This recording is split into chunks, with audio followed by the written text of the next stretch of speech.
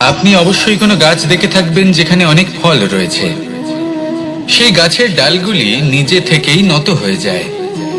কেন? যাতে মানুষ, প্রাণী, এরা সকলে যাতে সেই ফল খুব সহজে গ্রহণ করতে পারেন। এটাই হলো প্রকৃতির শিক্ষা, এটাই হলো প্রকৃতির নিয়ম। মানুষেরও কিছুটা এরকমই হওয়া উচিত।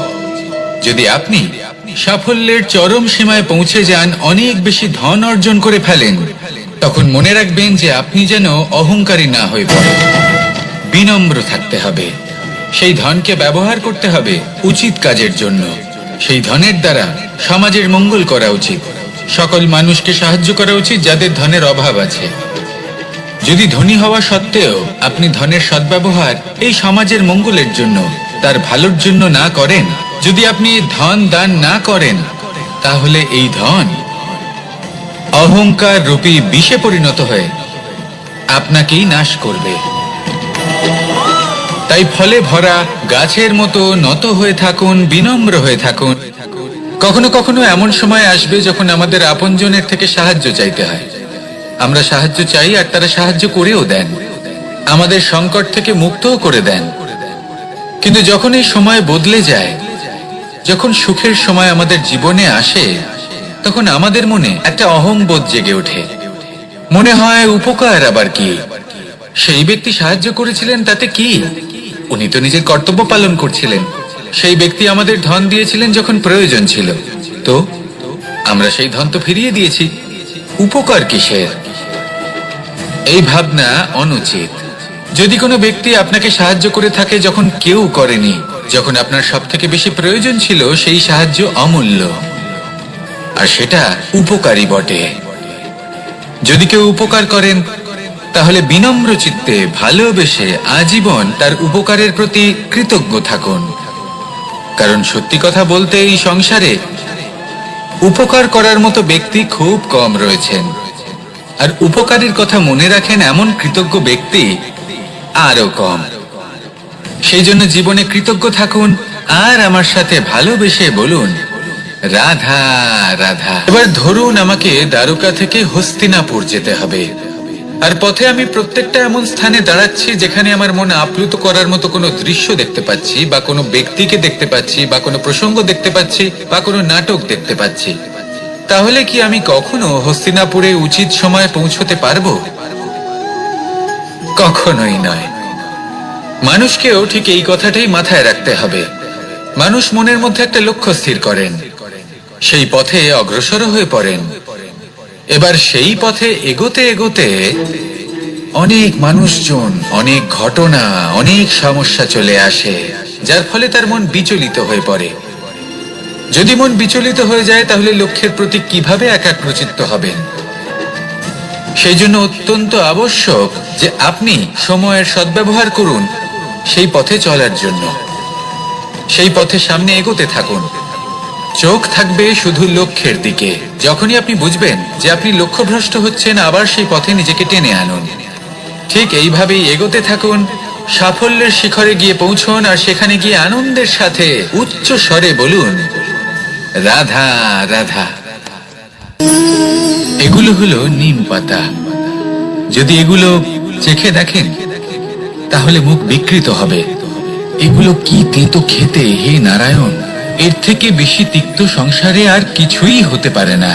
হয়তো আপনি এগুলো ফেলেও দেবেন, কিন্তু যদি এই স্বাদের ঊর্ধ্বে উঠে এই নিমের বিষয়ে আপনারা জানতে চেষ্টা করেন, তাহলে আপনি জানতে পারবেন যে এই নিম কতটা বেশি গুরুত্বপূর্ণ, কত গুরুত্বপূর্ণ ওষুধ, আর আমাদের শরীরের জন্য কতটা বেশি লাভজনক। এই নিম, এর মধ্যে অনেক রোগের উপশম নিহিত রয়েছে। এবার জীবনে আমরা বিভিন্ন মানুষের সাথে পরিচিত হই, নেত্র দ্বারা তাদের দেখি, কিন্তু তাদের আমরা খুব একটা পছন্দ করি না। সেক্ষেত্রে আমাদের কি করা উচিত? অন্তর মন দিয়ে তাদের দেখা উচিত। ওনাদের রূপ রং নয়, ওনাদের ব্যবহার, ওনাদের গুণাবলী দেখা উচিত।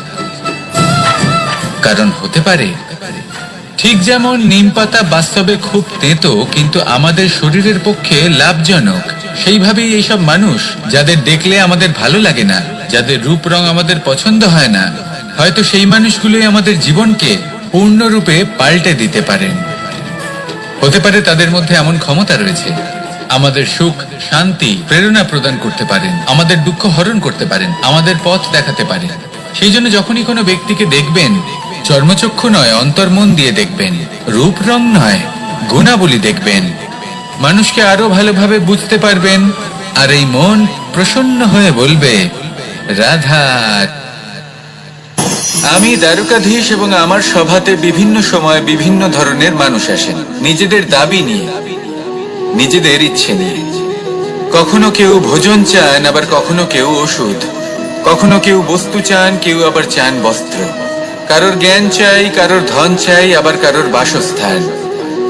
অনেক সময় আমি এই অনুরোধ, এই ইচ্ছে পূর্ণ করি না। এবার আপনি এটা ভাবতেই পারেন যে কৃষ্ণ তো তাহলে লোভী, ওর কাছে তো সবকিছুই রয়েছে, তারপরেও সে নিজের প্রজার ইচ্ছে পূর্ণ করে না, তাদের সমস্যাগুলি বুঝতে পারে না, তাদের সুখ স্বাচ্ছন্দ্য প্রদান করে না। আসল সত্য হলো এটাই যে কোনো সবল ব্যক্তি, যে কোনো গৃহস্থ ব্যক্তি যে কাজ করতে সক্ষম, তার পরিশ্রম দ্বারাই নিজের প্রয়োজনগুলি এবং ইচ্ছেগুলি পূরণ করা উচিত। এটা অত্যন্ত প্রয়োজনীয়। আর এগুলো তিনি করতে পারেন শিল্প, ব্যবসা, আচরণ অথবা জ্ঞানের ভিত্তিতে। এই পথে চলতে হবে, পরিশ্রম করতে হবে, তবেই সে কিছু অর্জন করতে পারবে। এবার এমন কোনো ব্যক্তি যার এই সব কিছুতে কোনো রুচি নেই, যে কিছুই করতে চায় না, সে কিছুই অর্জন করতে পারবে না। এবার এরকম কোনো ব্যক্তিকে যদি আমি কোনো বস্তু প্রদান করি, তাহলে কি হবে? সে পরাধীন হয়ে যাবে, আর সেটা উচিত হবে না। তাহলে কি করা উচিত? তাকে পথ দেখানো, তাকে বোঝাতে হবে যে কোন পথে চলে তুমি নিজের লক্ষ্য প্রাপ্ত করতে পারবে। শিল্প, জ্ঞান, আচরণ এবং ব্যবসা, এই পথে কিভাবে চলে সেটা শেখাতে হবে। আর আমি সেটাই করি। তার ফলে কি হয়? ব্যক্তি স্বাধীন হয়ে যায়। সংসারে সে যা চাইবে তাই প্রাপ্ত করতে পারবে, কখনো কারোর থেকে কিছু চাইবার প্রয়োজন পড়বেই না। এই কথাটা সবসময় মনে রাখবেন। যখনই দান করবেন, তা ভাবনা চিন্তা করে এমন ভাবে দান করবেন যাতে সামনের ব্যক্তি স্বাধীন হতে পারেন, পরাধীন নয়। আসুন আমার সাথে ভালোবেসে বলুন, রাধা রাধা।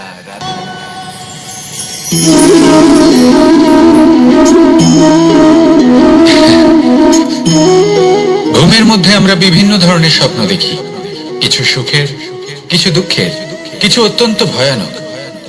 কিন্তু সত্যি কথা বলতে এর উপর আমাদের কোনো নিয়ন্ত্রণ নেই। কিন্তু আমি এমনও কিছু ব্যক্তিকে দেখেছি যারা খোলা চোখে স্বপ্ন দেখেন এবং তা যাপন করেন। নিজেদের একটা আলাদা স্বপ্ন নগরী আছে ওনাদের, সেখানেই জীবন যাপন করেন। আসল বাস্তবটা কি তাতে ওনাদের কিছুই যায় আসে না। এমন কিছু মানুষ আছেন যাদের কাছে বিন্দুমাত্র জ্ঞান নেই। সে না হয় ঠিক আছে, কিন্তু জ্ঞান এমন ভাবে প্রদান করবেন যে মনে হবে সংসারের সমস্ত জ্ঞান তাদের কাছেই রয়েছে। এমন কিছু মানুষ আছেন যারা ভালোবাসতে জানেন না, আর তাও আমি মেনে নিলাম। কিন্তু কথা এমন ভাবে বলবেন তাতে মনে হবে যেন প্রেমের বিষয়ে সবকিছু শুধুমাত্র ইনিই জানেন। এবার আমি এমন কথা অবশ্যই বলছি না যে আপনি এরকম করেন, কিন্তু যদি কোনো ব্যক্তি এরকম করেন, তাহলে তার এটা মাথায় রাখা উচিত যে সেই ব্যক্তি অন্য কারোর সাথে নয়, নিজের সাথে অনুচিত করছেন। কারণ এমন কাজ করে উনি নিজের দোষ, নিজের অপগুণ সংসারের কাছে নয়, নিজের কাছে লুকোচ্ছেন। আপনি যদি নিজেকে বুঝতে না পারেন, সম্পূর্ণরূপে নিজেকে আকলন না করেন, নিজের অপগুণ, নিজের দোষ পূর্ণরূপে না বুঝতে পারেন, তাহলে এটা কি করে বুঝবেন যে নিজেকে কিভাবে শুধরে নিতে হবে? আপনাকে নিজের সত্য স্বীকার করতেই হবে, তারপরেই আপনি নিজেকে পরিবর্তন করতে পারবেন। তাহলে স্বপ্নে নয়, বাস্তবে বাঁচুন। বিগত দিনের কিছু কথা মনে পড়ে গেল। এক অদ্ভুত ঘটনা যা অমূল্য শিক্ষা দিয়ে যেতে পারে। বিষয় হলো যক্ষের সাথে যুধিষ্ঠিরের কথোপকথন। একবার যক্ষ যুধিষ্ঠিরকে জিজ্ঞেস করলেন, ওনাকে বললেন যে আমার কিছু প্রশ্নের উত্তর যদি আপনি দিতে পারেন তাহলে আমি আপনার বাকি ভ্রাতাগণকে আবার জীবিত করে তুলব। সেগুলোর মধ্যে খুব গুরুত্বপূর্ণ আর কঠিন একটা প্রশ্ন ছিল, এই সংসারে সব থেকে শ্রেষ্ঠ আশ্চর্য কোনটি? এই প্রশ্ন আমি আপনাকে জিজ্ঞেস করছি। এবার কেউ বলবেন স্বর্ণ দ্বারা নির্মিত লঙ্কা, এটি হলো সংসারের সব থেকে বড় আশ্চর্য। কেউ বলবেন বরফে ঢাকা সেই পর্বত যা আকাশ স্পর্শ করে। কেউ বলবেন সেই সমুদ্র যার গভীরতা মাপা অসম্ভব ব্যাপার। কেউ বলবেন সেই বায়ু যা আমরা দেখতে পাই না কিন্তু তা আমাদের জীবন দান করে। সংসারের সব থেকে বড় আশ্চর্য কি, সেই প্রশ্নের উত্তর যুধিষ্ঠির দিয়েছিলেন, আর তা ছিল শ্রেষ্ঠ উত্তর এবং উচিত। উনি বলেছিলেন যে সংসারে প্রতিদিন কোনো ব্যক্তি জন্ম লাভ করেন আর কোনো ব্যক্তি মৃত্যুও লাভ করেন। এবার এই কথাটা সবাই জানেন, সবাই বোঝেন যে যখন জন্মেছি তখন কোনো একদিন আমিও অবশ্যই মৃত্যু লাভ করব। এবার যখন এই কথা প্রত্যেকটা মানুষ জানেন, তখন কেন প্রত্যেক মানুষ এই চিন্তায় থাকেন, এই নিয়ে কষ্ট পান, এই নিয়ে ব্যাকুল হয়ে থাকেন যে উনি একদিন মৃত্যু লাভ করবেন, তার থেকে দূরে পালাতে চেষ্টা করেন? বলেন যে আমি মৃত্যু লাভ করতে চাই না। কেন? যেখানে কোনো না কোনো দিন এটা অবশ্যই হবে। এ হলো ব্রহ্ম সত্য। এই যে ব্যাকুলতা, এই ভয়, এই যন্ত্রণা, এই চিন্তা তার মনকে বাঁচতেই দেয় না, এই জীবন অনুভবই করতে দেয় না। সেই জন্য এই চিন্তা, ব্যাকুলতা, ভয়, এসবের কি লাভ? কোনো লাভ নেই। সেই জন্য যতক্ষণ জীবনযাপন করছেন প্রত্যেক মুহূর্ত যেন শ্রেষ্ঠ হয়, আনন্দময় হয়, প্রেমের দ্বারা পরিপূর্ণ হয়, সেই চেষ্টা করুন। চেষ্টা করুন যাতে আপনি যে কাজ করছেন তার দ্বারা যেন অন্যের মঙ্গল হয়। এই প্রচেষ্টাই আপনার জীবনকে প্রসন্নতা আর প্রেম দ্বারা ভরিয়ে তুলবে। এই মন সুপ্রসন্ন হয়ে বলবে রাধা রাধা। এবার যদি আপনাকে জিজ্ঞেস করা হয় যে সব থেকে বেশি শক্তির অনুভব কোথা থেকে করা সম্ভব, তখন কেউ কেউ বলবেন পুষ্টিকর আহার গ্রহণ করলে, ব্যায়াম করলে। কেউ বলবেন ধন লাভ করলে, বন্ধুদের থেকে, পরিবারের থেকে, আদি ইত্যাদি। এইভাবে আপনি শক্তির অনুভব অবশ্যই করতে পারেন, কিন্তু সব থেকে বেশি শক্তির অনুভব যদি আপনি করতে চান তাহলে তা পাবেন শুধু একতার দ্বারা, সংগঠনের দ্বারা। যদি আপনাকে উদাহরণ দিই, নিজের এই হাতটাকে দেখুন, 5টা আঙুল রয়েছে। কোনো একটা বস্তুকে নিজের একটা আঙুল দ্বারা তুলে ধরার চেষ্টা করে দেখুন, বড়ই কষ্ট হবে। তখন আপনি বুঝতে পারবেন যখন এই 5টি আঙুল একত্রিত হয় তখন কোনো কাজ কতটা সহজ হতে পারে। এটাই হলো শক্তি, একতার। সব থেকে ভালো উদাহরণ যদি আপনাকে দিই তাহলে বাঁশি। এই বাঁশি থেকে অত্যন্ত মধুর সুর নির্গত হয় যা সবার মন প্রসন্ন করে দেয়। এই কথা সত্যি, কিন্তু এই বাঁশি আমি একটা বা দুটো আঙুল দিয়ে বাজাতে পারবো না। আমাকে প্রত্যেকটা আঙুল ব্যবহার করতেই হবে, তবেই এর থেকে মধুর সুর নির্গত হবে যা সকলকে প্রসন্ন করবে। ঠিক কিনা? ঠিক এইভাবেই যদি আপনি চান যে আপনার জীবনরূপী বাঁশি থেকেও মধুর সুর নির্গত হোক বা সবার মনকে প্রসন্ন করে তুলুক, তাহলে আপনাকেও জীবনে একতা নিয়ে আসতেই হবে। আপনি একাও কর্ম করতে পারেন, পথ চলতেও পারেন, সামনেও এগোতে পারেন, সাফল্যও লাভ করতে পারেন। কিন্তু যখন সকলে একসাথে এগোবেন, সেই পথে চলবেন, সেই কর্মই করবেন, তখন লক্ষ্যে অবশ্যই পৌঁছবেন, সাফল্য অবশ্যই লাভ করবেন। কিন্তু সেই সাফল্য এবং তার আনন্দর সংমিশ্রণটাই একটু অন্যরকম হবে। তাই জীবনে ঐক্যবদ্ধ হন, একসাথে মিলে এগোতে থাকুন, আর আমার সাথে ভালোবেসে বলুন রাধা রাধা। 2 ধরনের আবেগ রয়েছে যার কোনো মূল্য নেই। আমার কথার অর্থ এটা নয় যে এদের কোনো গুরুত্ব নেই, গুরুত্ব যথেষ্টই রয়েছে, শুধু এদের জন্য আপনাকে কোনো মূল্য দিতে হয় না। প্রথম আবেগ হলো আনন্দ, প্রসন্নতা। এটা আপনি যে কোনো জায়গায় খুঁজে পেতে পারেন যদি আপনি খুঁজে পেতে চান। আপনি কোনো পুষ্পের সৌন্দর্য দেখে প্রসন্ন হতে পারেন। বায়ুর কারণে যখন একটি বৃক্ষ শিহরিত হয় সেটা দেখে আপনি প্রসন্ন হতে পারেন।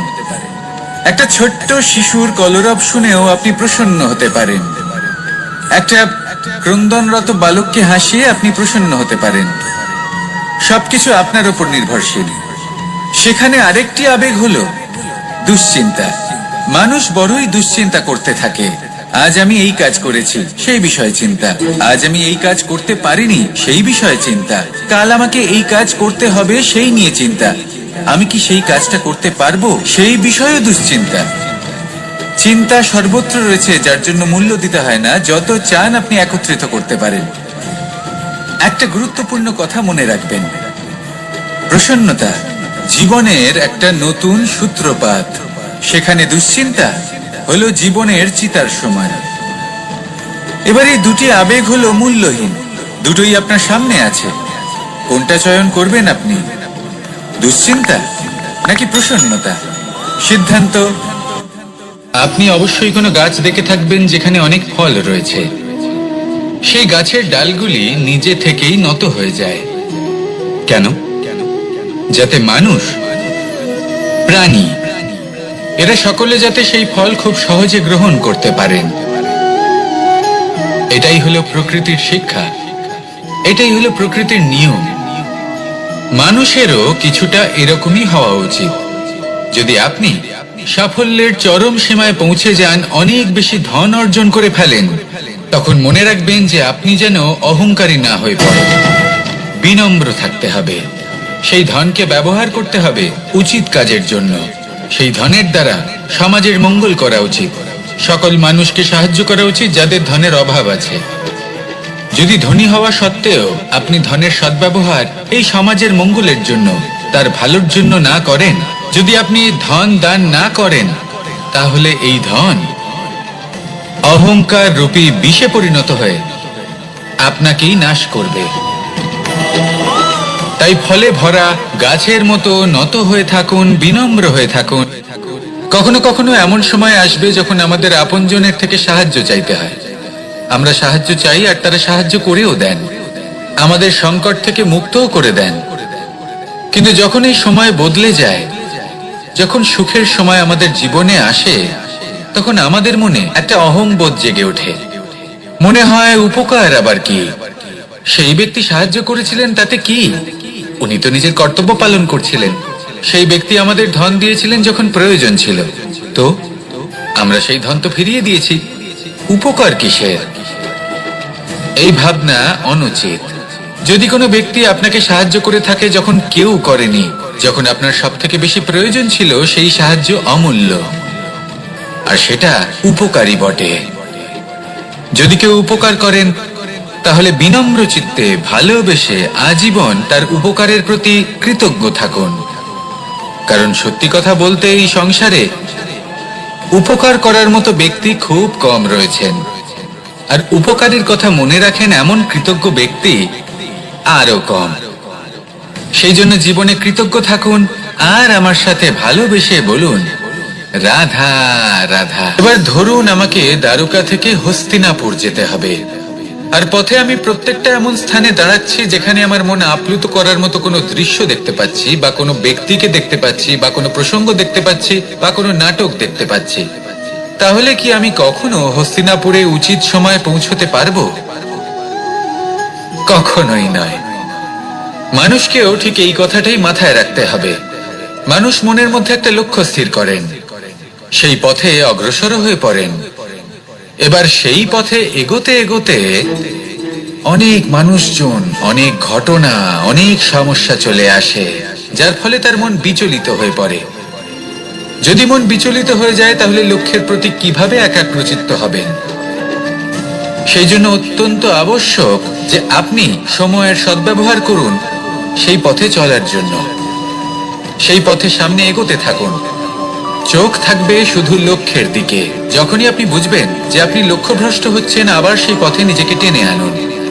ঠিক এইভাবেই এগোতে থাকুন, সাফল্যের শিখরে গিয়ে পৌঁছন, আর সেখানে গিয়ে আনন্দের সাথে উচ্চ স্বরে বলুন, রাধা রাধা। এগুলো হলো নিম পাতা। যদি এগুলো চেখে দেখেন তাহলে মুখ বিকৃত হবে। এগুলো কি তেতো খেতে, হে নারায়ণ! এর থেকে বেশি তিক্ত সংসারে আর কিছুই হতে পারে না। হয়তো আপনি এগুলো ফেলেও দেবেন, কিন্তু যদি এই স্বাদের ঊর্ধ্বে উঠে এই নিমের বিষয়ে আপনারা জানতে চেষ্টা করেন, তাহলে আপনি জানতে পারবেন যে এই নিম কতটা বেশি গুরুত্বপূর্ণ, কত গুরুত্বপূর্ণ ওষুধ, আর আমাদের শরীরের জন্য কতটা বেশি লাভজনক। এই নিম এর মধ্যে অনেক রোগের উপশম নিহিত রয়েছে। এবার জীবনে আমরা বিভিন্ন মানুষের সাথে পরিচিত হই, নেত্র দ্বারা তাদের দেখি, কিন্তু তাদের আমরা খুব একটা পছন্দ করি না। সেক্ষেত্রে আমাদের কি করা উচিত? অন্তর মন দিয়ে তাদের দেখা উচিত। ওনাদের রূপ রং নয়, ওনাদের ব্যবহার, ওনাদের গুণাবলী দেখা উচিত। কারণ হতে পারে ঠিক যেমন নিম পাতা বাস্তবে খুব তেতো কিন্তু আমাদের শরীরের পক্ষে লাভজনক, সেইভাবেই এইসব মানুষ যাদের দেখলে আমাদের ভালো লাগে না, যাদের রূপ রং আমাদের পছন্দ হয় না, হয়তো সেই মানুষগুলোই আমাদের জীবনকে পূর্ণরূপে পাল্টে দিতে পারেন। হতে পারে তাদের মধ্যে এমন ক্ষমতা রয়েছে, আমাদের সুখ, শান্তি, প্রেরণা প্রদান করতে পারেন, আমাদের দুঃখ হরণ করতে পারেন, আমাদের পথ দেখাতে পারেন। সেই জন্য যখনই কোনো ব্যক্তিকে দেখবেন, চর্মচক্ষু নয় অন্তর্মন দিয়ে দেখবেন, রূপ রং নয় গুণাবলী দেখবেন। মানুষকে আরো ভালোভাবে বুঝতে পারবেন, আর এই মন প্রসন্ন হয়ে বলবে রাধা। আমি দ্বারকাধীশ এবং আমার সভাতে বিভিন্ন সময় বিভিন্ন ধরনের মানুষ আসেন, নিজেদের দাবি নিয়ে, নিজেদের ইচ্ছে নিয়ে। কখনো কেউ ভোজন চান, আবার কখনো কেউ ওষুধ, কখনো কেউ বস্তু চান, কেউ আবার চান বস্ত্র। কারোর জ্ঞান চাই, কারোর ধন চাই, আবার কারোর বাসস্থান। অনেক সময় আমি এই অনুরোধ, এই ইচ্ছে পূর্ণ করি না। এবার আপনি এটা ভাবতেই পারেন যে কৃষ্ণ তো তাহলে লোভী, ওর কাছে তো সবকিছুই রয়েছে, তারপরেও সে নিজের প্রজার ইচ্ছে পূর্ণ করে না, তাদের সমস্যাগুলি বুঝতে পারে না, তাদের সুখ স্বাচ্ছন্দ্য প্রদান করে না। আসল সত্য হলো এটাই যে কোনো সবল ব্যক্তি, যে কোনো গৃহস্থ ব্যক্তি যে কাজ করতে সক্ষম, তার পরিশ্রম দ্বারাই নিজের প্রয়োজনগুলি এবং ইচ্ছেগুলি পূরণ করা উচিত।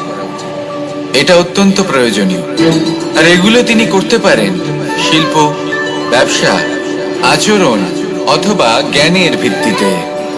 এই পথে চলতে হবে, পরিশ্রম করতে হবে, তবেই সে কিছু অর্জন করতে পারবে। এবার এমন কোনো ব্যক্তি যার এই সব কিছুতে কোনো রুচি নেই, যে কিছুই করতে চায় না, সে কিছুই অর্জন করতে পারবে না।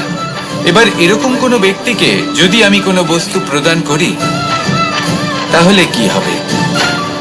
সে পরাধীন হয়ে যাবে, আর সেটা উচিত হবে না। তাহলে কি করা উচিত? তাকে পথ দেখানো, তাকে বোঝাতে হবে যে কোন পথে চলে তুমি নিজের লক্ষ্য প্রাপ্ত করতে পারবে। শিল্প, জ্ঞান, আচরণ এবং ব্যবসা, এই পথে কিভাবে চলে সেটা শেখাতে হবে, আর আমি সেটাই করি। তার ফলে কি হয়? ব্যক্তি স্বাধীন হয়ে যায়, সংসারে সে যা চাইবে তাই প্রাপ্ত করতে পারবে, কখনো কারোর থেকে কিছু চাইবার প্রয়োজন পড়বেই না। এই কথাটা সবসময় মনে রাখবেন। যখনই দান করবেন তা ভাবনা চিন্তা করে এমন ভাবে দান করবেন যাতে সামনের ব্যক্তি স্বাধীন হতে পারেন, পরাধীন নয়। আসুন আমার সাথে ভালোবেসে বলুন রাধা রাধা।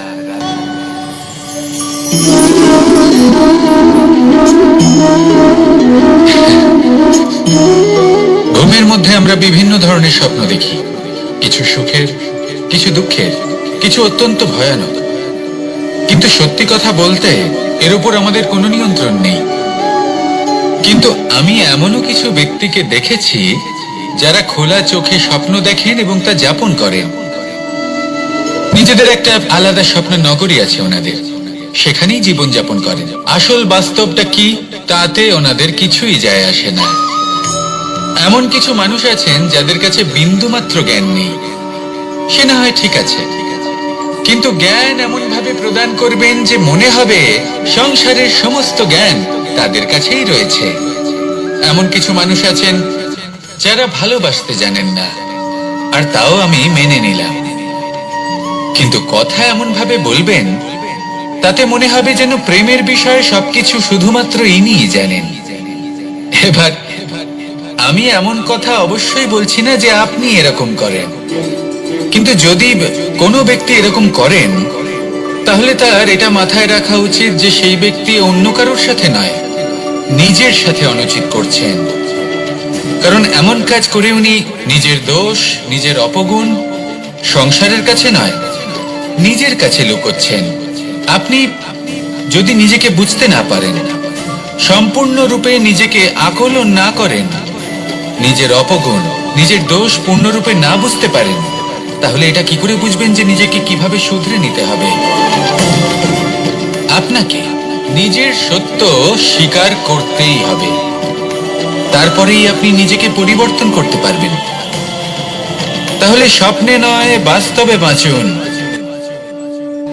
বিগত দিনের কিছু কথা মনে পড়ে গেল, এক অদ্ভুত ঘটনা যা অমূল্য শিক্ষা দিয়ে যেতে পারে। বিষয় হলো যক্ষের সাথে যুধিষ্ঠিরের কথোপকথন।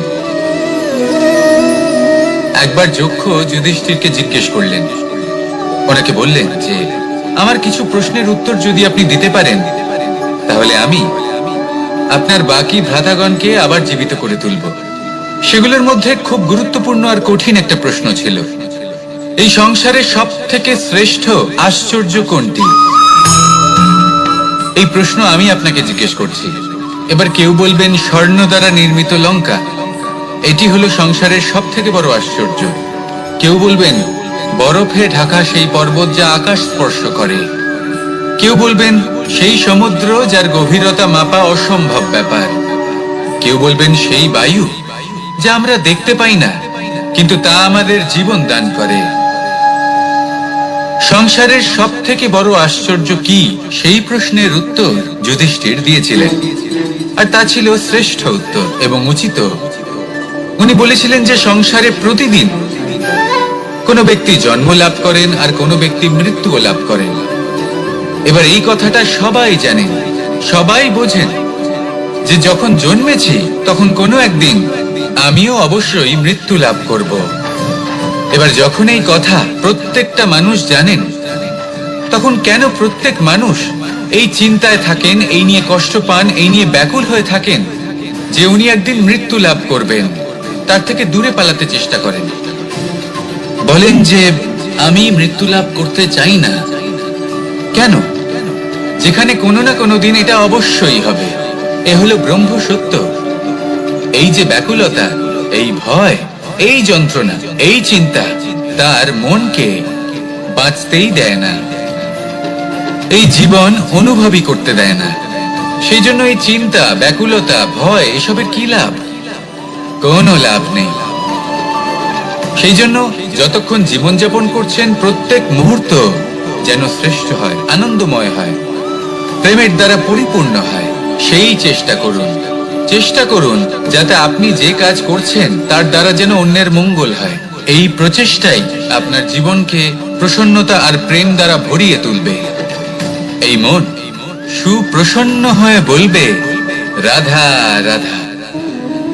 এবার যদি আপনাকে জিজ্ঞেস করা হয় যে সব থেকে বেশি শক্তির অনুভব কোথা থেকে করা সম্ভব, তখন কেউ কেউ বলবেন পুষ্টিকর আহার গ্রহণ করলে, ব্যায়াম করলে, কেউ বলবেন ধন লাভ করলে, বন্ধুদের থেকে, পরিবারের থেকে, আদি ইত্যাদি।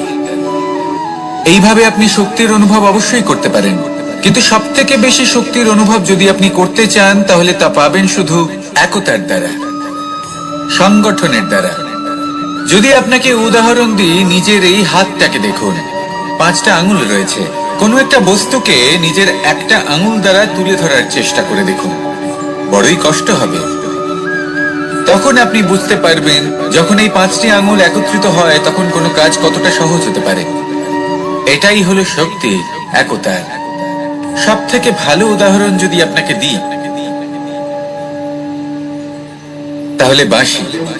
এই বাঁশি থেকে অত্যন্ত মধুর সুর নির্গত হয় যা সবার মন প্রসন্ন করে দেয়। এই কথা সত্যি। কিন্তু এই বাঁশি আমি একটা বা দুটো আঙুল দিয়ে বাজাতে পারবো না, আমাকে প্রত্যেকটা আঙুল ব্যবহার করতেই হবে, তবেই এর থেকে মধুর সুর নির্গত হবে যা সকলকে প্রসন্ন করবে, ঠিক কিনা? ঠিক এইভাবেই যদি আপনি চান যে আপনার জীবনরূপী বাঁশি থেকেও মধুর সুর নির্গত হোক বা সবার মনকে প্রসন্ন করে তুলুক, তাহলে আপনাকেও জীবনে একতা নিয়ে আসতেই হবে। আপনি একাও কর্ম করতে পারেন, পথ চলতেও পারেন, সামনেও এগোতে পারেন, সাফল্যও লাভ করতে পারেন। কিন্তু যখন সকলে একসাথে এগোবেন, সেই পথে চলবেন, সেই কর্মই করবেন, তখন লক্ষ্যে অবশ্যই পৌঁছবেন, সাফল্য অবশ্যই লাভ করবেন। কিন্তু সেই সাফল্য এবং তার আনন্দের সংমিশ্রণটাই একটু অন্যরকম হবে। তাই জীবনে ঐক্যবদ্ধ হন, একসাথে মিলে এগোতে থাকুন, আর আমার সাথে ভালোবেসে বলুন, রাধা রাধা। দুই ধরনের আবেগ রয়েছে যার কোনো মূল্য নেই। আমার কথার অর্থ এটা নয় যে এদের কোনো গুরুত্ব নেই, গুরুত্ব যথেষ্টই রয়েছে, শুধু এদের জন্য আপনাকে কোনো মূল্য দিতে হয় না। প্রথম আবেগ হলো আনন্দ, প্রসন্নতা। এটা আপনি যে কোনো জায়গায় খুঁজে পেতে পারেন যদি আপনি খুঁজে পেতে চান। আপনি কোনো পুষ্পের সৌন্দর্য দেখে প্রসন্ন হতে পারেন, বায়ুর কারণে যখন একটি বৃক্ষ শিহরিত হয় সেটা দেখে আপনি প্রসন্ন হতে পারেন, একটা ছোট্ট শিশুর কলরব শুনেও আপনি প্রসন্ন হতে পারেন, একটা ক্রন্দনরত বালককে হাসিয়ে আপনি প্রসন্ন হতে পারেন। সবকিছু আপনার উপর নির্ভরশীল। সেখানে আরেকটি আবেগ হলো দুশ্চিন্তা। মানুষ বড়ই দুশ্চিন্তা করতে থাকে। আজ আমি এই কাজ করেছি, সেই বিষয়ে চিন্তা। আজ আমি এই কাজ করতে পারিনি, সেই বিষয়ে চিন্তা। কাল আমাকে এই কাজ করতে হবে, সেই নিয়ে চিন্তা। আমি কি সেই কাজটা করতে পারবো, সেই বিষয়ে দুশ্চিন্তা। চিন্তা সর্বত্র রয়েছে, যার জন্য মূল্য দিতে হয় না। যত চান আপনি একত্রিত করতে পারেন। একটা গুরুত্বপূর্ণ কথা মনে রাখবেন, প্রসন্নতা জীবনের একটা নতুন সূত্রপাত। সেখানে দুশ্চিন্তা হলো জীবনের চিতার সমান। এবার এই দুটি আবেগ হলো মূল্যহীন, দুটোই আপনার সামনে আছে। কোনটা চয়ন করবেন আপনি, দুশ্চিন্তা নাকি প্রসন্নতা? সিদ্ধান্ত। কে পৌঁছানো অত্যন্ত কঠিন হয়। কেউ ভাবেন যে কেন এত কঠিন হয়, কেন এত কষ্ট করতে হয় লক্ষ্যে পৌঁছানোর জন্য। এই লক্ষ্য সরলভাবে কেন আমার কাছে চলে আসে না?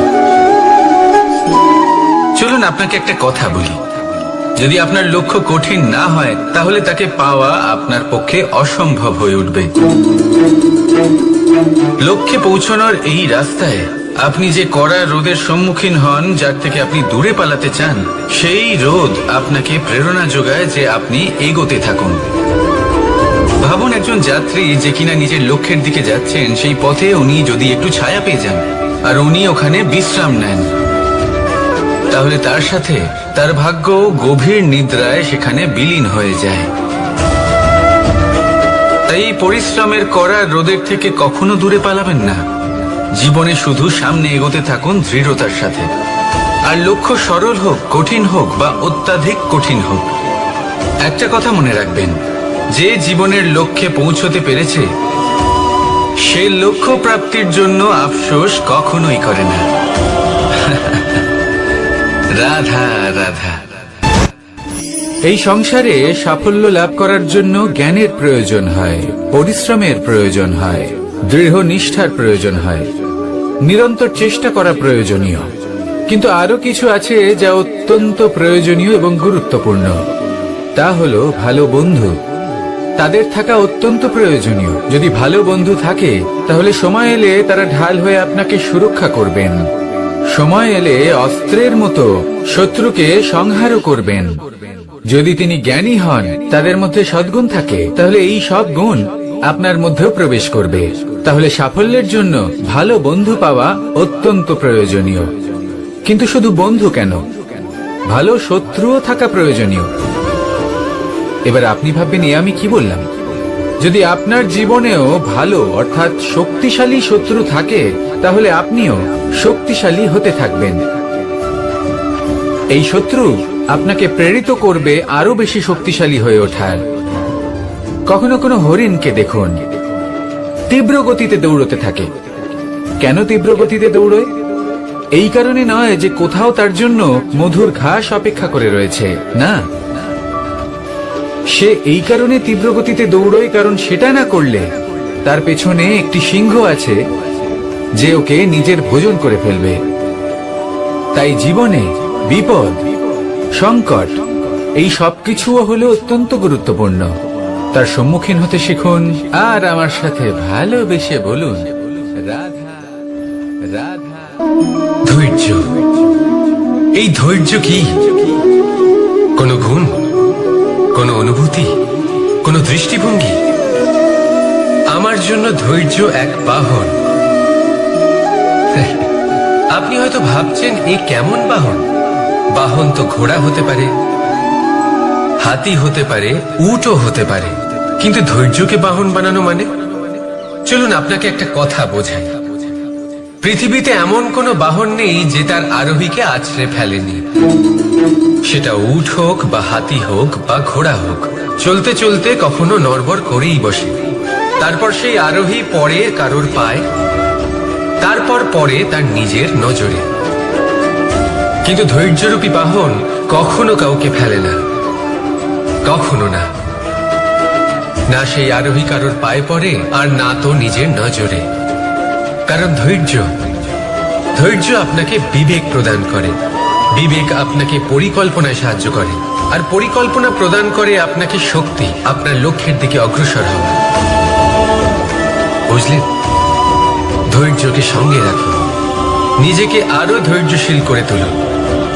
এই ধৈর্যের সাহায্যে আরোহণ করে দেখুন কিভাবে এই বাহন আপনাকে আপনার গন্তব্যে পৌঁছে দেবে। রাধা রাধা। সংসারে এমন একটা ভ্রান্ত ধারণা রয়েছে যে সবকিছু ভাগ্যের দ্বারা পাওয়া যায়, কিন্তু ভাগ্য, প্রারব্ধ এ তো সকলের জন্যই সমান হয়। এটা তো ব্যক্তির উপরে নির্ভরশীল হয়, তার আকাঙ্ক্ষার উপরে নির্ভরশীল হয়, বাসনার উপরে নির্ভরশীল হয়, স্বভাবের উপরে নির্ভরশীল হয় যে উনি সেটা নিয়ে কি করেন।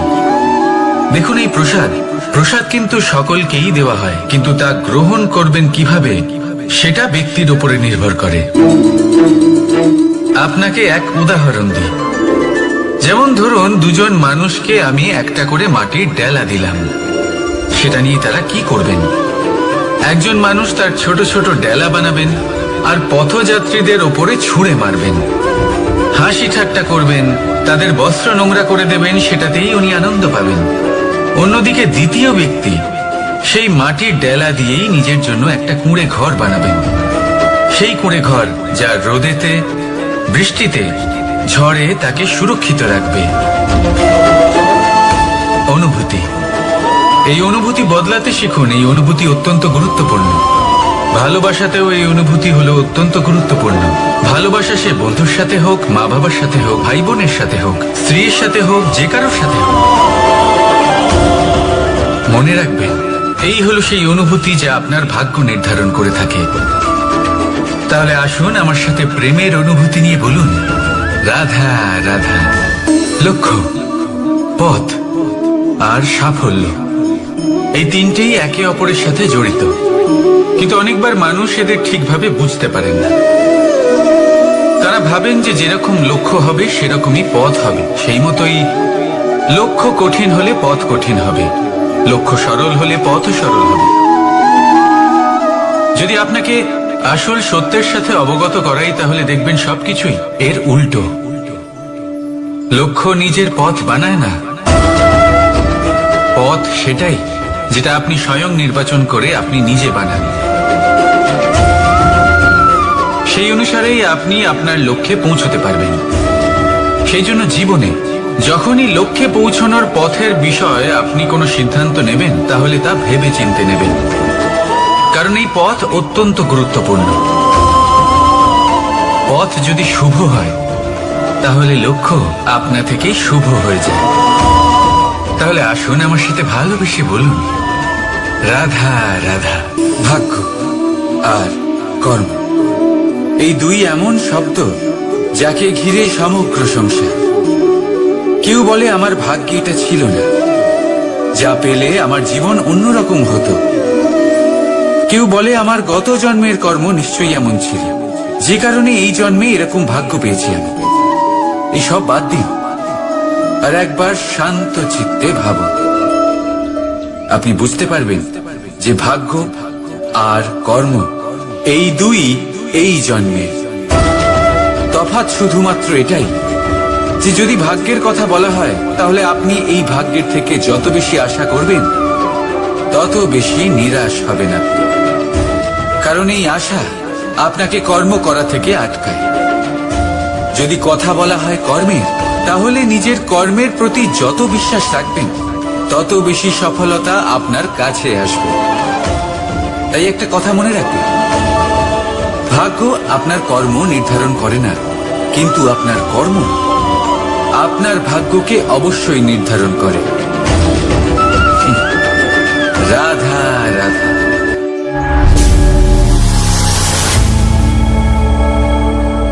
প্রকৃতি, নিয়তি কখনোই কারোর সাথে পক্ষপাত করে না। প্রত্যেককে জীবনদান দেয়, সমান সুযোগ প্রদান করে। এটা সেই ব্যক্তির উপরে নির্ভর করে যে সে কিভাবে তার থেকে লাভবান হয়ে উঠবে। তার নির্বাচনের উপর নির্ভর করে, তার দৃষ্টিভঙ্গির উপর নির্ভর করে যে সে কতটা ধনাত্মক বা কতটা নেতিবাচক। দুই ধরনের মানুষ হন। এমন কিছু মানুষ হন যারা প্রত্যেক পরিস্থিতি, প্রত্যেক সমস্যা এবং বিপদে সুযোগ খুঁজে বের করেন। আর কিছু এমন মানুষ রয়েছেন যারা যে কোনো সুযোগে কোথাও না কোথাও থেকে একটা সমস্যা খুঁজে বের করেন। এবার আপনি কি চান? আপনি সুযোগ চান, তাহলে সুযোগ পাবেন। আপনি সমস্যা পেতে চান, সমস্যা তো আপনি চাইলেই খুঁজে পাবেন। চয়ন আপনারই, যে আপনি কতটা ধনাত্মক থাকতে চান, কতটা নেতিবাচক থাকতে চান। ধনাত্মক থাকুন, জীবনে সব কিছু সম্ভব হবে। আসুন আর আমার সাথে ভালোবেসে বলুন রাধা রাধা। যখনই আমরা কথা বলি জলরাশির বিষয়ে, যখন আমরা তুলনা করি, তখন আমাদের খুব ভালো লাগে মিষ্টি সরোবর, পুকুর, নদী। আর আমরা অপেক্ষা করে থাকি সাগরের জন্য, সমুদ্রের জন্য। কেন করি? কারণ এই সাগর, এই সমুদ্র, এ হলো অত্যন্ত বিশাল আর ভয়ানক। এর জলও কিন্তু নোনতা, যা আমরা পান করতে পারি না।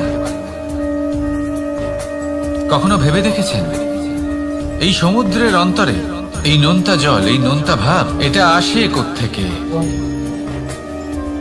এই যে সমুদ্র, যে প্রবাহমান নদীর থেকে যে খনিজ নির্গত হয়, তার ভান্ডার হলো এটা। সেই খনিজকে নিজের অন্তরে গ্রহণ করে, সেই নোনতা ভাব নিজের মধ্যে সমাহিত করে, আর তারপর সেই নোনতা জল বাষ্পে পরিণত হয়ে ওপরে উঠে যায়, যা মেঘ হয়ে আপনার ওপর মিষ্টি বৃষ্টি হয়ে ঝরে পড়ে। এ হলো সমুদ্রের ত্যাগ, যার জন্য আপনি মিষ্টি জল পান করতে পারছেন, সে নদী থেকেই হোক বা সরোবর থেকে।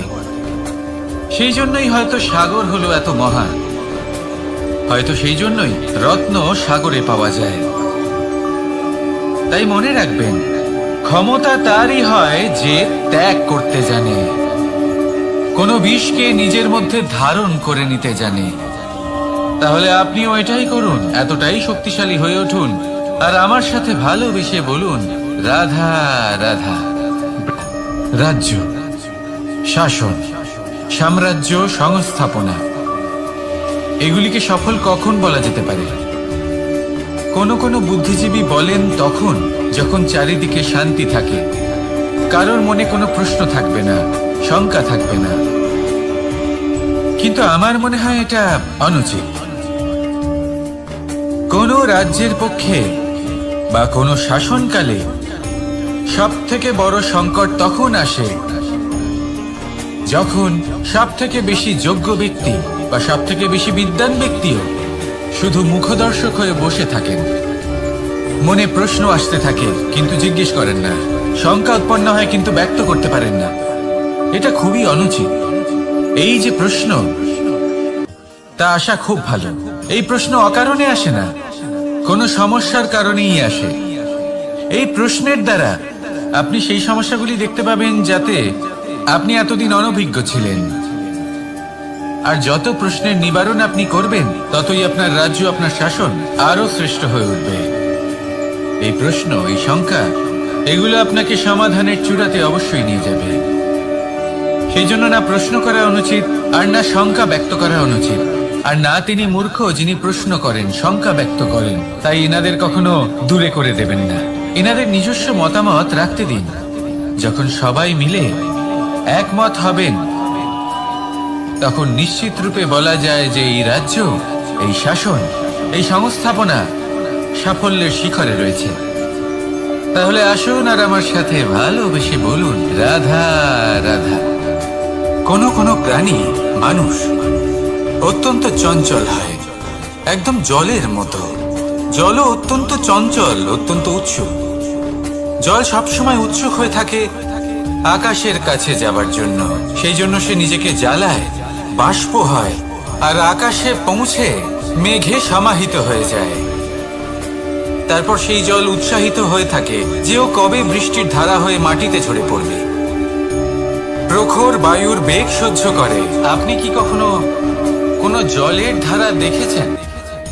তার সামনে যতই মাটি থাকুক না কেন, যতই কাদা থাকুক না কেন, যখন এই জলের ধারা বইতে আরম্ভ করে দেয় তখন এই কাদাকে নিজেই ধুয়ে নিয়ে যায়। ওই কাদাকে ধুয়ে দেয় এবং নিজের পথ নিজেই তৈরি করে নেয়। তাহলে আপনিও এরকম জলের মতো হয়ে উঠুন। যদি হয়ে উঠতে পারেন তাহলে নিজের মনে, নিজের ভাবনার, নিজের জীবনের যত অনাবশ্যক তত্ত্ব আছে, অনুপযোগী অংশ রয়েছে, অর্থাৎ অপরিষ্কার অংশ রয়েছে, তা নিজে থেকেই নির্মল হয়ে উঠবে। আর যেরকম জলের ধারা কখনো থেমে থাকে না, সব সময় বয়ে চলে, সেইভাবে আপনিও কখনোই থামবেন না। সবসময় বয়ে চলুন, এগোতে থাকুন। পথে যদি অনেক বিপদ আসে, সমস্যা আসে, থামবেন না, তার উপর নিরন্তর প্রহার করুন, নিরন্তর প্রয়াস করুন আর অগ্রসর হন। আপনি ভেবে দেখুন, এই জলের ধারা কখনো থেমে থাকে না, সবসময় বয়ে চলে, বিপদের সম্মুখীন হয়ে তাকে সাথে বয়ে নিয়ে চলে। সেই জন্য জলের ধারা, প্রবাহমান এই ধারা, এর থেকে কখনো দুর্গন্ধ আসে না, এতে কখনো ময়লা জমতে পারে না, বরং পালিত হয় সুন্দর প্রাণবন্ত জীবজন্তু, যেমন সুন্দর ছোট মাছ।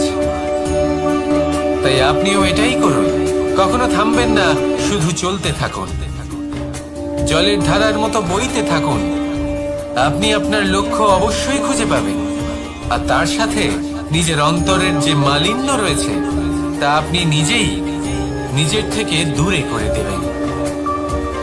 তাহলে আসুন আর আমার সাথে ভালোবেসে বলুন, রাধা রাধা। সময়, জীবন, কাল। দেখতে গেলে এই তিনটি শব্দ একটি শব্দেরই সমার্থক শব্দ মনে হয়, কিন্তু এই শব্দগুলির অর্থ কি সমান? কখনোই নয়।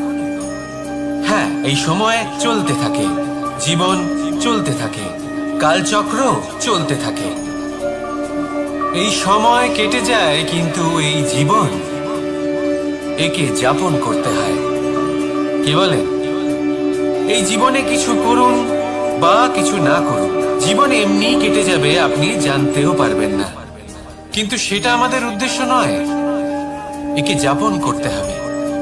এই জীবনে প্রেরণা পেতে শিখুন, প্রেরণা দিতে শিখুন, আহ্বান গ্রহণ করতে শিখুন, আহ্বান জানাতে শিখুন, মহান কাজ করতে শিখুন, ধন্যাত্মক বোধ জাগিয়ে তুলুন। জীবন অতিবাহিত করার অর্থ কি তা আপনি শিখে যাবেন। কারণ সময় কেটে যায়, সমস্ত যুগ কেটে যায়, কিন্তু জীবনের রীতি জীবন কাটিয়ে দেওয়া নয়, জীবন যাপন করা। এই জীবন সম্পূর্ণরূপে অনুভব করতে হবে, নতুন পথ বানাতে হবে। এবারে যদি এই জীবন বাঁচার সময় একবার ভেবে দেখুন, যদি মনে প্রেম থাকে, সদ্ভাবনা থাকে, তাহলে কি হবে? এই জীবনকে বাঁচার অনুভূতিটাই অন্যরকম হয়ে যাবে, একটা আনন্দময় অনুভূতি লাভ করবে। তাহলে এটাই করুন আর আমার সাথে ভালোবেসে বলুন, রাধা রাধা। এবার অনেক সময় মানুষের মনে এরকম প্রশ্ন আসে যে এই সংসারে সব থেকে বড় বিপদ কি? কেউ বলে ধর্ম সংকট, আবার কেউ বলে প্রাণের উপর আসা সংকট। প্রত্যেক মানুষের জীবনে বিভিন্ন সংকট আসে, আর এই সমস্ত সংকট অত্যন্ত বিচিত্র হতে পারে। এই সমস্ত সংসার হলো সংকট দ্বারা পরিপূর্ণ। ঠিক আছে, আপনাকে একটা উদাহরণ দিই। একজন ধনী ব্যক্তি, এবার ওনার জীবনে সংকট কি হতে পারে? সংকট এটাই যে কেউ তার সম্পত্তি চুরি না করে নেয়, আমরা বুঝতে পারছি। এবার একজন চোর, তার জীবনে সংকট কি হতে পারে? যে চুরি করার সময় সে যদি তার একটা কাশি চাপতে না পারে, তাহলে সে ধরা পড়ে যেতে পারে, ঠিক কিনা? আবার অনেক সময় এমনও হয় যে যার জন্য আমি সংকট, সেও আমার কাছে সংকট। যেমন এই পরিস্থিতিতে দেখুন, সংকট হলো সংকট, এ তো জীবনে থাকবে, কিন্তু এর সম্মুখীন কিভাবে হওয়া যায়? বিপদ আপদ আপনাকে সন্ত্রস্ত করে রাখতে পারে, কিন্তু এই বিপদ প্রত্যেকের জীবনে কোনো না কোনো কারণে থাকে। এটা আপনাকে দেখায় যে আপনার মধ্যে কি খামতি রয়েছে, কেন রয়েছে। এই বিপদ হলো সেই মাধ্যম যার দ্বারা আপনি নিজের দুর্বলতাকে নিজের শক্তিতে পরিবর্তন করতে পারেন। একটা ফুলের দিকে তাকান। একটা ফুল, তার বুকে যখন একটা সূচ বিঁধে এপার ওপার হয়ে যায়, শুধু তখনই আমাদের প্রভুর জন্য ফুলের মালা তৈরি করা যায়। সেই জন্য কখনোই বিপদকে ভয় পাবেন না, তার থেকে দূরে পালাবেন না, একে স্বাগত জানান।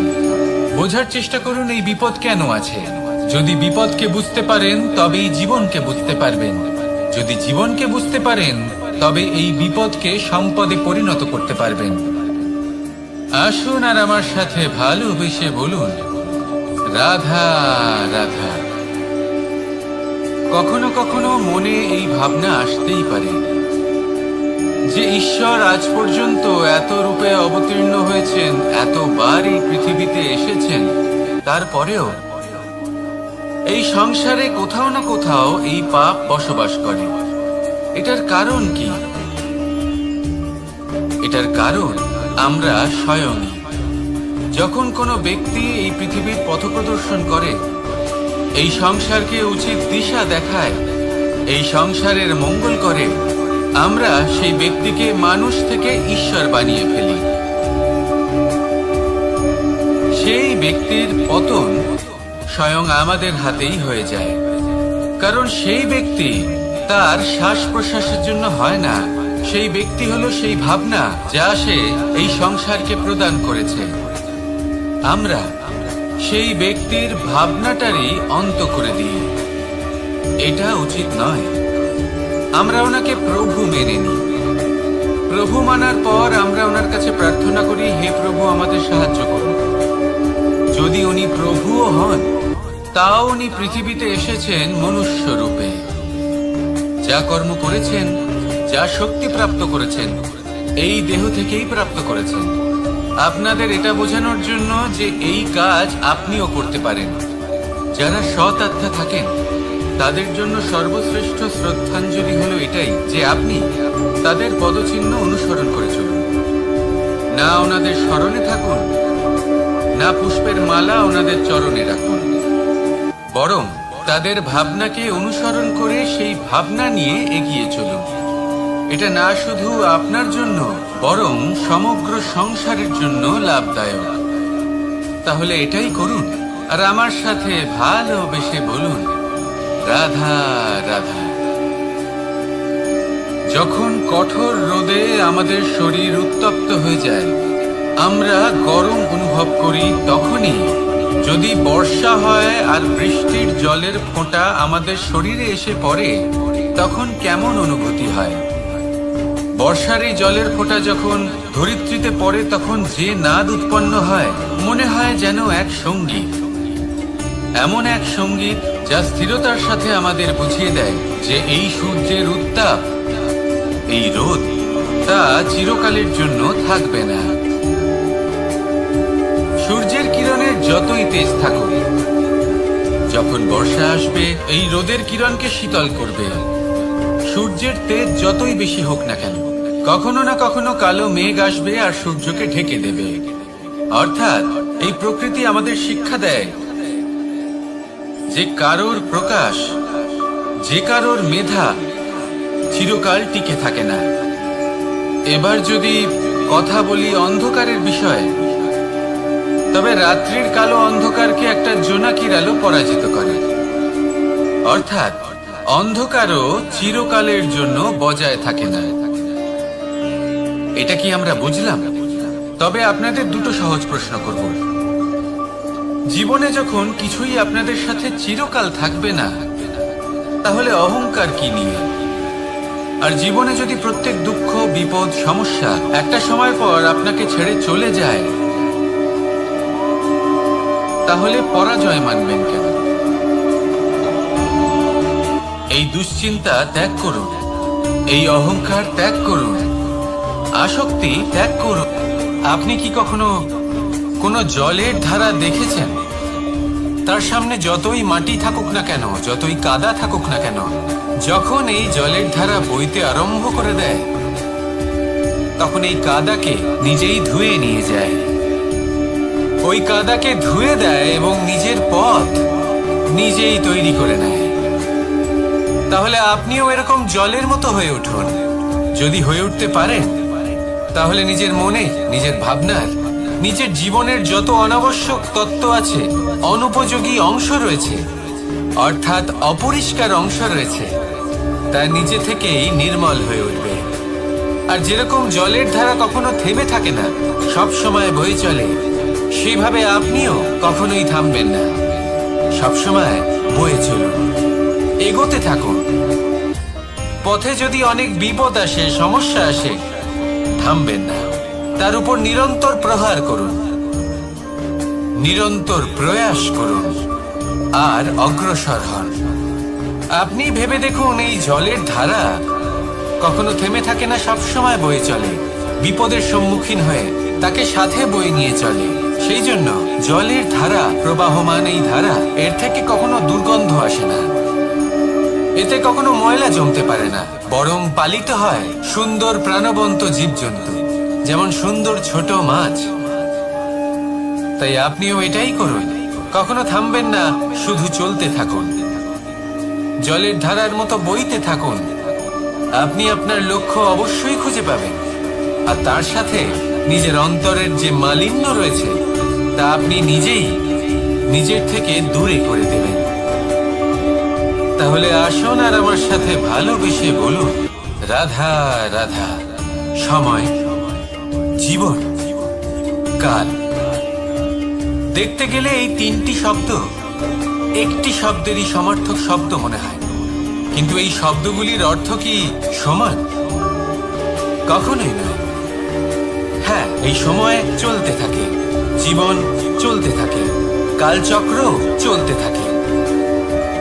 এই সময় কেটে যায়, কিন্তু এই জীবন, একে যাপন করতে হয়।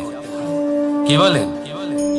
এই জীবনে কিছু করুন বা কিছু না করুন, জীবন এমনি কেটে যাবে, আপনি জানতেও পারবেন না।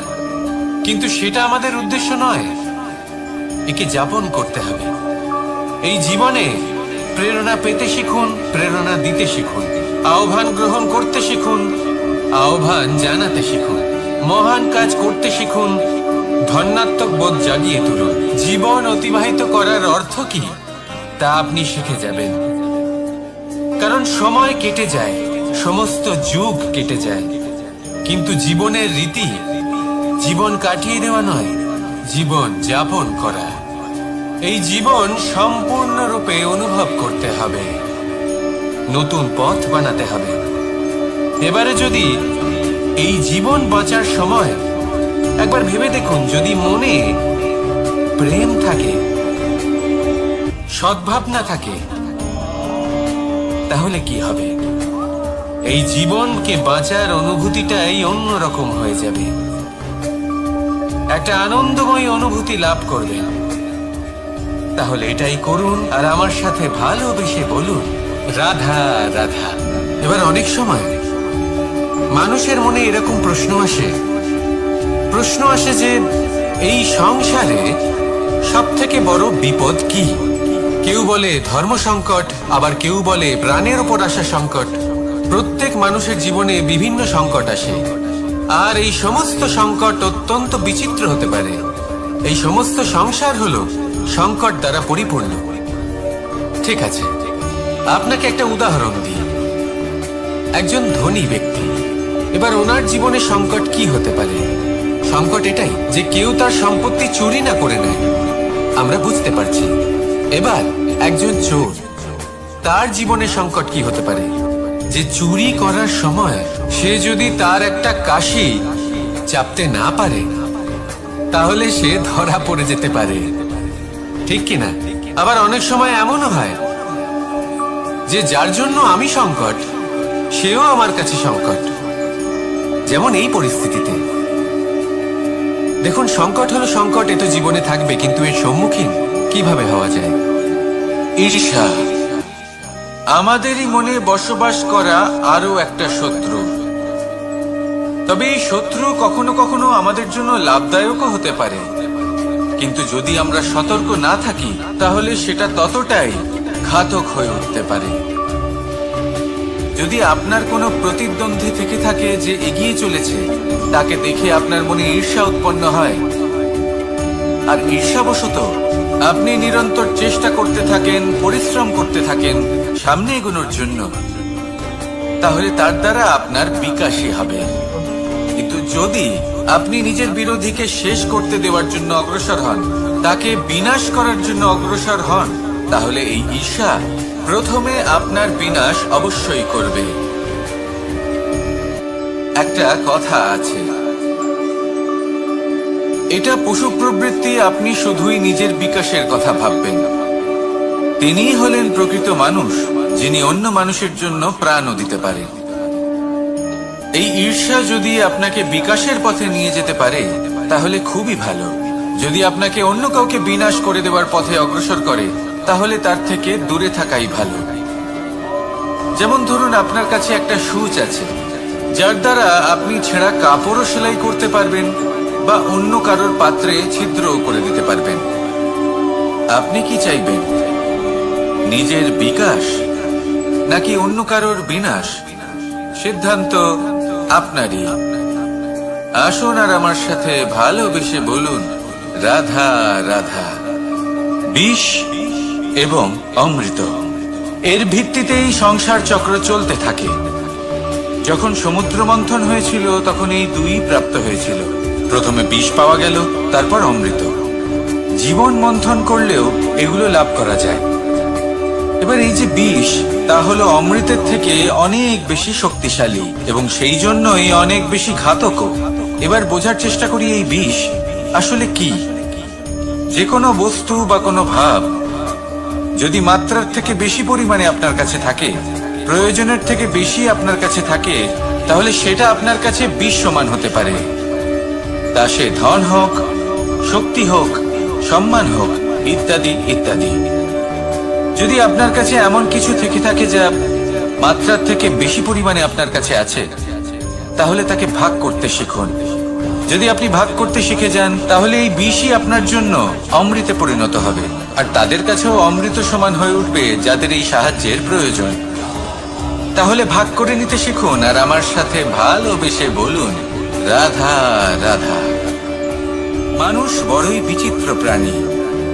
অধিক থেকে অধিকতর ধন লাভ করার চেষ্টায় নিজের শরীরকে নষ্ট করে ফেলেন, নিজের শক্তি হারিয়ে ফেলেন, নিজের সামর্থ্য হারিয়ে ফেলেন। আর যে ধন লাভ করেন সেটা কোথায় যায়? সেই শক্তি, সেই সামর্থ্যকে আবার ফিরে পাওয়ার জন্য। আর কিছু মানুষ জীবন এমন ভাবে যাপন করেন যেন তা কখনোই শেষ হবে না, কিন্তু শেষ তো সবারই হবে। আর যখনই শেষটা কাছে চলে আসে, তখন মানুষ এটা বুঝতে পারেন যে সে জীবনকে উপভোগ করেন। তার কারণটা কি? লালসা।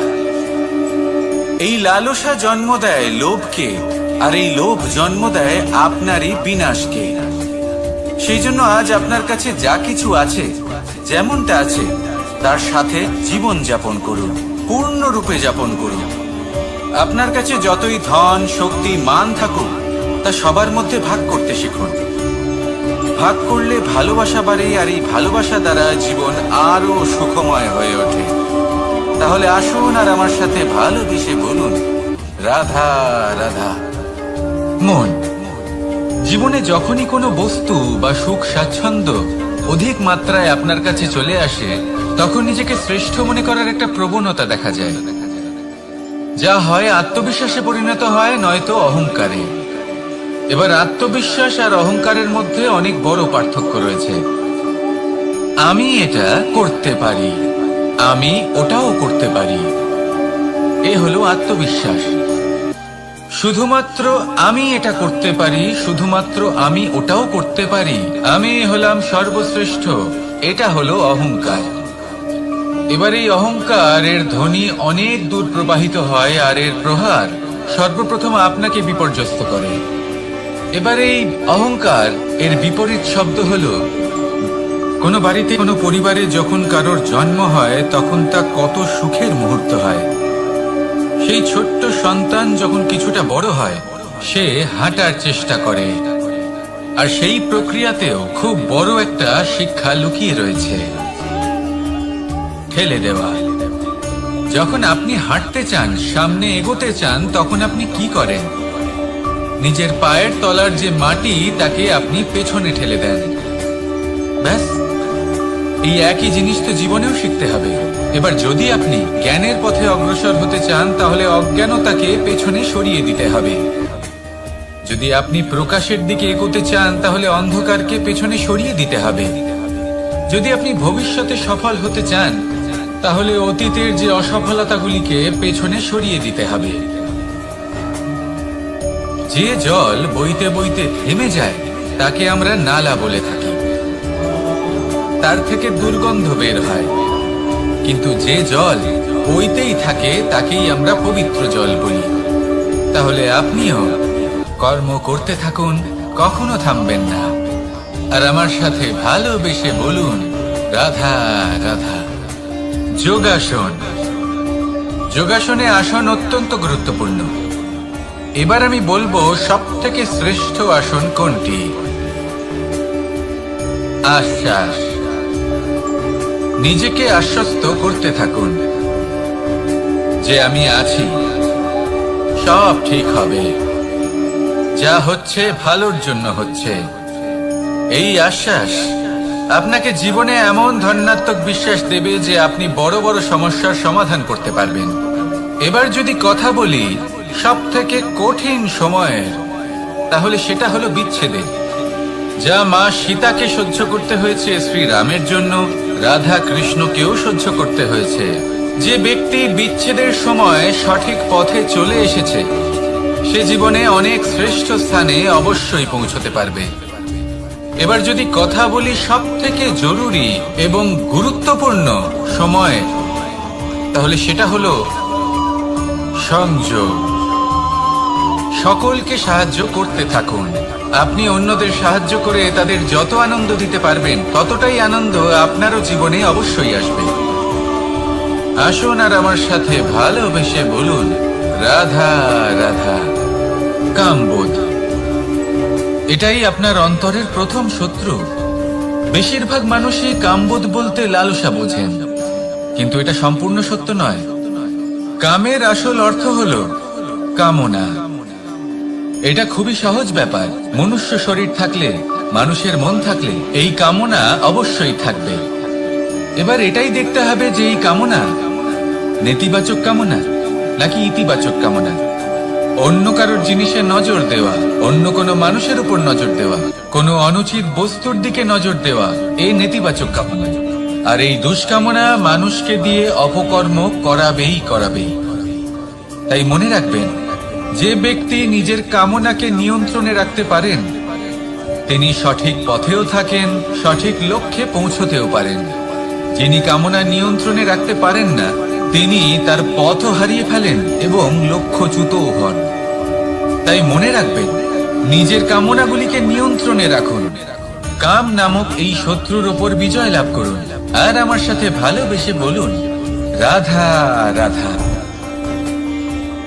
মানুষ কখনো কখনো সময়কে নিয়ন্ত্রণ করতে চেষ্টা করে, কখনো কখনো সময়ের গুরুত্ব বুঝতে পারে না।